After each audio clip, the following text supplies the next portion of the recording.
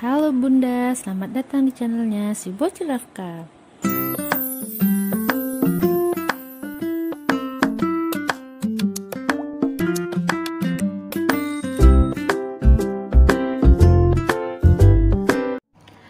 Halo Bunda, hari-hari menjelang kelahiran si kecil memang begitu mendebarkan ya Bun. Bagaimana tidak? Momen berharga tersebut membutuhkan persiapan fisik dan mental secara khusus.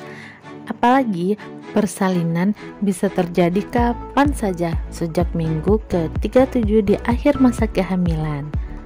Setelah 9 bulan mengandung, akhirnya momen yang paling ditunggu hampir tiba.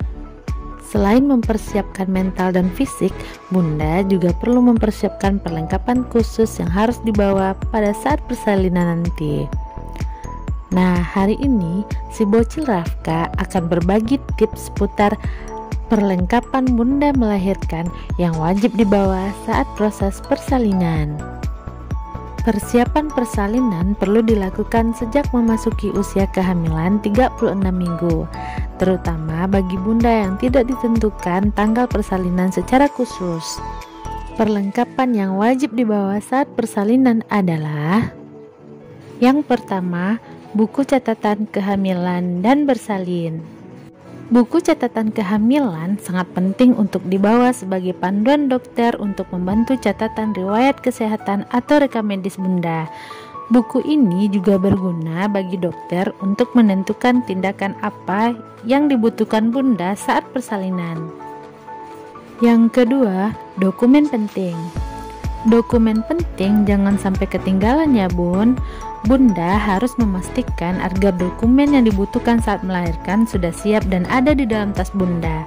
Dokumen yang dimaksud adalah seperti BPJS Kesehatan atau asuransi yang Bunda gunakan, KTP, dan tentu saja buku pemeriksaan kehamilan tadi. Itu juga termaksud dalam kategori dokumen penting. Yang ketiga, pakaian dalam. Pakaian dalam merupakan barang paling penting yang harus Bunda bawa. Bunda disarankan untuk menyiapkan pakaian dalam yang lebih untuk kebutuhan yang tak terduga selama berada di rumah sakit. Jika Bunda akan berencana melakukan operasi sesar, pilihlah ukuran celana dalam yang lebih besar dan nyaman dengan karet yang lebih longgar agar tidak menyakiti luka operasi sesar di perut Bunda. Yang keempat, pakaian yang nyaman. Di rumah sakit, mungkin Bunda memang akan menggunakan pakaian khusus untuk pasien. Namun, Bunda tetap perlu membawa baju atau pakaian cadangan untuk mempersiapkan hal yang tak terduga. Bawalah baju yang menurut Bunda nyaman dan mudah digunakan untuk menyusui. Lebih disarankan lagi jika Bunda memiliki baju khusus menyusui yang sudah banyak dijual di pasaran. Jika Bunda tak tahan dingin, disarankan juga untuk membawa jaket yang bisa menghangatkan tubuh jika suhu di rumah sakit sedang tidak bersahabat.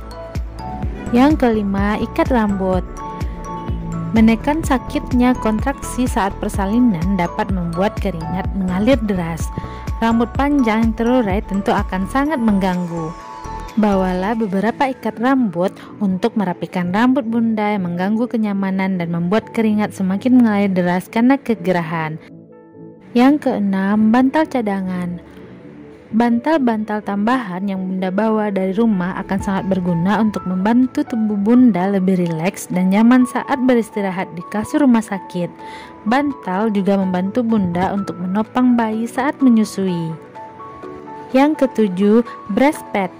Kebocoran ASI mungkin segera terjadi setelah Bunda melahirkan, terutama di awal-awal setelah melahirkan. Saat produksi ASI sudah semakin banyak, jadi jangan lupa untuk membawa breastpad ya Bun. Breastpad berguna untuk menahan rembesan ASI pada baju Bunda. Yang kedelapan, alat mandi. Alat mandi yang Bunda bawa seperti handuk, sabun, sampo, sikat gigi, dan odol sebagai persiapan selama menginap di rumah sakit. Yang kesembilan, alat kecantikan Bunda. Alat kecantikan yang dibawa sebaiknya secukupnya saja ya Bun, seperti bedak, lip balm biar tidak nampak pucat setelah bersalin. Yang ke-10, gurita perut. Gurita digunakan untuk bunda dengan cara diikatkan pada bagian perut. Benda ini berfungsi mengencangkan kembali perut yang kendor setelah persalinan. Dan yang ke-11, pembalut bersalin. Pekan pertama setelah melahirkan, bunda akan mengalami masa nifas. Mirip seperti haid, hanya saja jumlah dan frekuensinya akan lebih banyak. Umumnya, darah yang keluar akan berwarna merah kecoklatan dengan jumlah yang banyak. Dan bunda pun perlu mengganti pembalut secara teratur supaya terhindar dari resiko infeksi. Nah, itulah beberapa tips barang-barang bawaan yang si bocil Rafka rangkum. Semoga bermanfaat ya bun. Dan jangan lupa like, comment, and subscribe channel ini agar kami lebih bersemangat membuat info lebih menarik buat kita semua. Dan jangan lupa nyalakan notifnya agar bunda dapat info terbaru dari channel si bocil Rafka. Dan sampai bertemu di episode berikutnya. Dadah.